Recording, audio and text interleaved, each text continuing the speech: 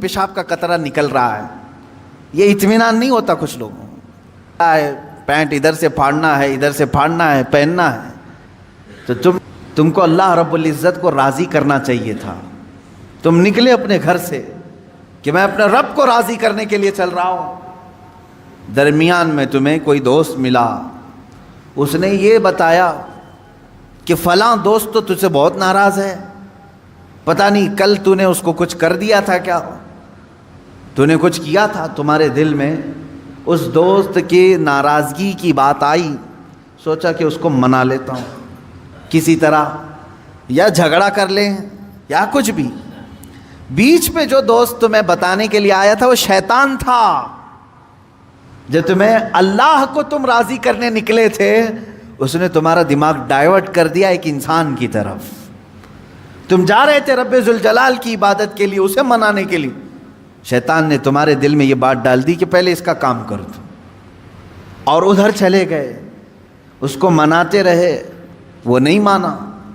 یہاں تک کہ کچھ لوگ ایسے ہیں جن کو منانے میں تمہیں برسوں لگ جاتے ہیں، وہ نہیں مانتے ہیں، ہوتا ہے ایسے۔ آپ اچھا کام کر کے، انہیں سلام پہنچا کر کے، انہیں تحفے دے کر کے منانے کی کوشش کرتے ہیں، نہیں مانتے کچھ لوگ۔ ہائے افسوس، میرا مولا تو صرف ایک ہی سجدے میں مان جاتا ہے، ایک سجدے میں مان جاتا ہے، یہ نہیں معلوم ہے بندوں کو۔ افسوس ہے کہ جسے بہت جلدی منایا جا سکتا تھا، اسے چھوڑ کر ہم دنیا کو منانے میں لگ گئے۔ آپ پوری زندگی کا اگر تجزیہ کریں تو میں آپ کو بتاتا ہوں، ساری چینجز آپ نے صرف اور صرف دنیا والوں کے لیے کر لی اپنے آپ میں، ساری چینجز۔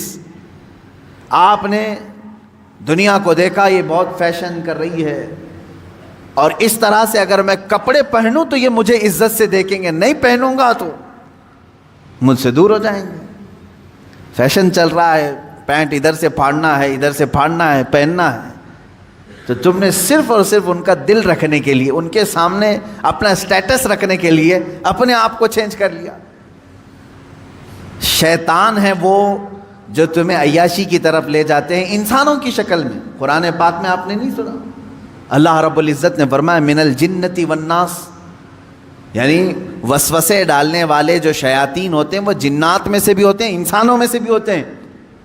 شیاطین الانس والجن، قرآن میں یہ بھی آیا ہے، انسانوں میں بھی شیطان ہوتے ہیں، جنات میں بھی شیطان ہوتے ہیں۔ انسانوں میں کیسے؟ تمہارے دوست کی شکل میں آئے گا، کبھی تمہیں پتہ بھی نہیں چلے گا، اور وہ تمہارا ذہن ڈائیورٹ کر رہا ہوگا، تمہیں بھٹکا رہا ہوگا، اور اس کی باتوں پر تم نے اپنے آپ کو بدل لیا۔ ایک مسئلہ میں آپ کو بتا دوں، شریعت کا مسئلہ، اس سے آپ اندازہ کریں کہ ہم کس قدر شیطان کی پیروی کرتے ہیں اور کتنی جلدی ڈائیورٹ ہو جاتے ہیں۔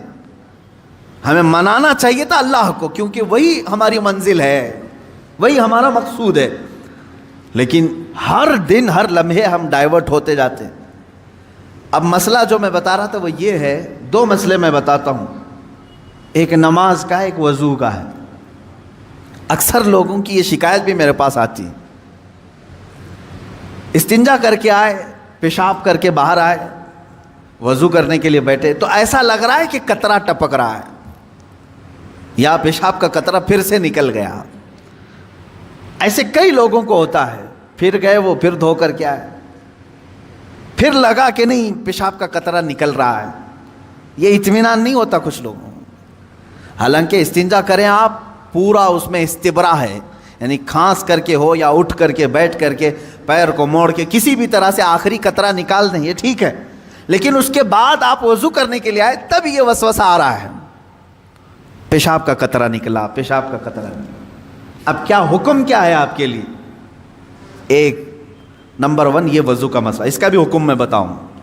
دوسرا مسئلہ سن لیں، نماز 4 رکعت ظہر کی پڑھنے کے لیے کھڑے تھے، یا 4 رکعت عصر یا عشاء کی، 2 رکعت پڑھے، تیسری رکعت میں کھڑے ہوئے تھے، اب شک ہونے لگا کہ دوسری ہے کہ تیسری ہے، تیسری میں کھڑے تھے، یہ شک ہونے لگا یہ چوتھی ہوگی کہ تیسری ہوگی۔ ایسا ہوتا ہے بہت سارے لوگ۔ نماز کا ایک مسئلہ یہ ہے، آپ وضو کا ہے، دونوں کا حکم کیا ہے اس سے میں آپ کو اپنی زندگی کے متعلق بتاؤں گا۔ پہلا والا جو مسئلہ ہے پیشاب کے قطرے کا، پہلی مرتبہ ایسا کبھی ہوا ہے تو جاؤ دھل لو. ایک بار ایسا ہوا کہ پیشاب کا قطرہ ٹپکا ہے یا لگ رہا ہے، جاؤ دھل کے آ جاؤ. پھر ایک مرتبہ ایسا ہوا ہے کہ وضو کرنے بیٹھا ہوں، ایسا لگا کہ پیشاب کا قطرہ ٹپک گیا، جاؤ دھل کے آؤ اور اتنا حصہ جہاں کپڑے میں لگا اس کو بھی دھل لو. تیسری مرتبہ بھی ایسا ہوا ہے، دھل لو. اب اس کے بعد شریعت کہتی ہے اب نہیں جانا. اس کے بعد اب وضو کے لیے اگر بیٹھو گے تمہیں لگ رہا ہے کہ پیشاب کے قطرے ٹپک رہے ہیں، ٹپکنے دو. تم پانی لے لو ایک چلو میں اور اس جگہ پر چھڑک دو پانی وہاں پر اس کپڑے کے اوپر چھڑک دو. کیوں؟ اس لیے کہ کہا گیا ہے کہ بعد میں اگر تمہیں وسوسہ بھی آنے لگے تو یوں سمجھ لو یہ پیشاب کا قطرہ نہیں بلکہ میرا چھڑکا ہوا پانی ہے، میرا چھڑکا ہوا پانی. اچھا ایسا کیوں کرایا گیا؟ شک تو ہو رہا ہے. سنیں فقہائے کرام نے فرمایا اے بندے تجھے عبادت اللہ کی کرنی ہے. کس کی کرنی ہے؟ اللہ کو راضی کرنا ہے. اور یہ جو وسوسے آ رہے ہیں تجھے یہ شیطان کے ہیں. اگر تو بار بار اٹھ کر کے دھونے کے لیے چلا جائے گا تو بات یہ ہوگی کہ تو شیطان کی پیروی کر رہا ہے اللہ کو چھوڑ کر کے. یہاں شریعت نے یہاں تک کہا کہ شیطان کی پیروی ہو جائے گی اگر کثرت سے تو کرنے لگ گیا. جب شیطان وسوسہ ڈالا اٹھ گئے، جب شیطان شک ڈالا پھر اٹھ گئے.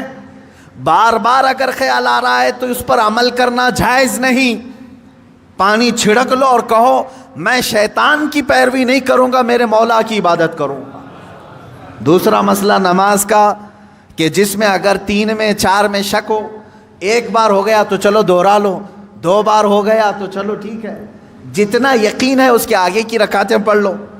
اب اگر بار بار ایسا شک ہوتا ہے تو فرمایا گیا اپنی نماز ویسی ہی کمپلیٹ کرو، اس لیے کہ یہ شیطان تمہیں وسوسے ڈال رہا ہے. اگر تم اس کے وسوسوں کی طرف جاؤ گے تو یہاں ہوگا یہ کہ تم شیطان کی پیروی میں لگ گئے.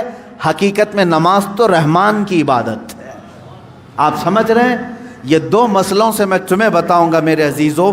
پوری زندگی بھر شیطان اسی طرح سے کرتا ہے، تمہیں اپنے اصلی مقصد سے ڈائیورٹ کر کے کسی عام فضول چیز میں لگا دیتا ہے، فضول چیز میں لگا دیتا ہے.